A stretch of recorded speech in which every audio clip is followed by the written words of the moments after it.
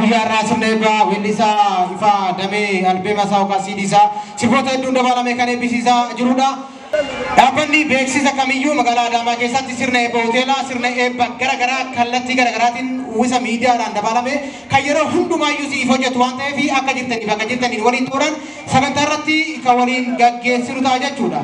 Teessoo keenya barbaadan karaa Feesbuukii Tuufaa Wadaajoo jechuun argattan peejii Tuufaa Dhugaatuu Gingilchaa jechuudha karaa fuula Tiiktookii Tuufaa Wadaajoo jechuudha na argatta waan ta'eef karaa Yuutuubii Tuufaa Tuufoo jettan na argattan. Kallattuma dhaabbanni beeksisa kamiyyuu sirna eebba kamirrattuyyuu kallattiidhaan kan si waliin dabarsu ta'a jechuudha. Furtuu Siidoon sagantaa garagaraa waraabuudhaan sagantaa eebba garagaraa irratti kilippii garagaraa hojjechuudhaan kan beekamu waan ta'eef teessoon isaa magaalaa Adaamaa keessatti argama.